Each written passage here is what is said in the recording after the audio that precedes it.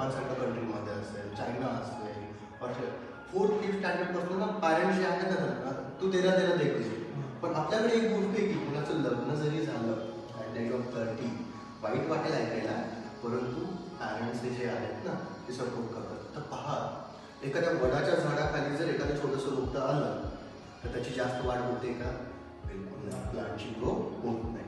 So in the same way स्वतःचं जे असेल स्वतःच्या पायावरती, माझे आई वडील चांगले वेल एज्युकेटेड आहेत. वडील माझे शाहू कॉलेजमध्ये प्राध्यापक आहेत. मला चांगली गोष्ट आठवते की 2014मध्ये हा जो आज कॅम्पस आहे 10 वर्षानंतर कॉस्मॉस अकॅडमीचा, तो मला 2014मध्ये करता आला असता वडिलांनी जर सपोर्ट केला असता.